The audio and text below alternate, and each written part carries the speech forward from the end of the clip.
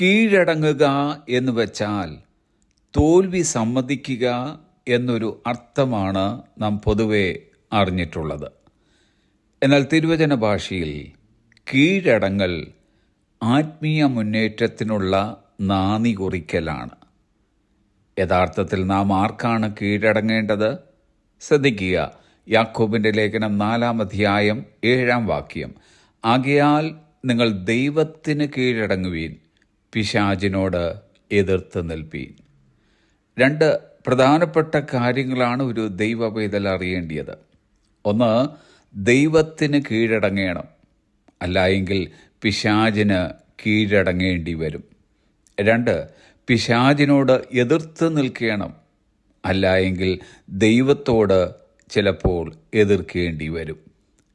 ദൈവത്തിന് കീഴടങ്ങുക എന്ന് വെച്ചാൽ ദൈവഹിതത്തിന് നിരന്തരം കീഴടങ്ങുക. ദൈവത്തെ നാം നിരന്തരം ശ്രദ്ധിക്കുകയും അവനെ അനുസരിക്കുകയും അനുഗമിക്കുകയും ചെയ്യുക എന്നാണ്. നാം ദൈവത്തിന് കീഴടങ്ങുമ്പോൾ നമ്മുടെ ജീവിതത്തിൽ അവൻ്റെ കർത്തൃത്വം നാം അംഗീകരിക്കുകയാണ് ചെയ്യുന്നത്. സ്വയത്തിന് കീഴടങ്ങുന്നത് നിർത്തിവെച്ചിട്ട് നമ്മുടെ സ്വന്തം ആഗ്രഹങ്ങളും പ്രതീക്ഷകളും ഉപേക്ഷിച്ച് പരിശുദ്ധാത്മാവ് നയിക്കുന്നിടത്തെല്ലാം അവനെ അനുഗമിക്കുവാൻ തീരുമാനിക്കുന്നതാണ് കീഴടങ്ങലിൻ്റെ തുടക്കമെന്നത്. മനുഷ്യർ എന്ന നിലയ്ക്ക് ദൈവത്തിന് കീഴടങ്ങുന്നതിനേക്കാൾ സ്വയത്തിന് കീഴടങ്ങുന്നതാണ് അവർക്ക് വളരെ എളുപ്പം. ദൈവത്തിന് കീഴടങ്ങുന്നത് ബുദ്ധിമുട്ടായി തോന്നാമെങ്കിലും that is the right thing to do. അതാണ് ശരിയായ കാര്യം.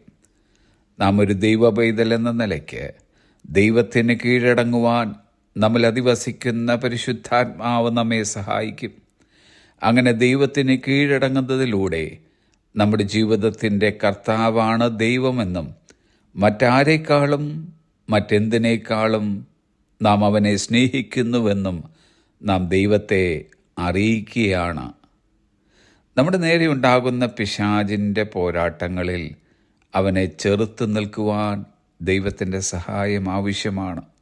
കർത്താവിനെ കൂടാതെ യുദ്ധങ്ങളിൽ പോരാടാൻ സാധ്യമല്ല. നമുക്കവൻ്റെ സഹായവും മാർഗനിർദ്ദേശവും ശക്തിയും ആവശ്യമാണ്.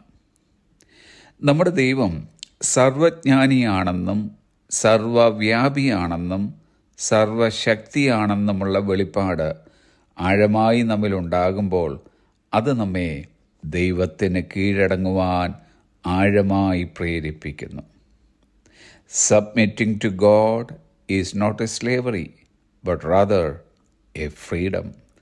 ദൈവത്തിന് കീഴടങ്ങുക എന്നത് ഒരു അടിമത്തമല്ല, മറിച്ച് സ്വാതന്ത്ര്യമാണ്.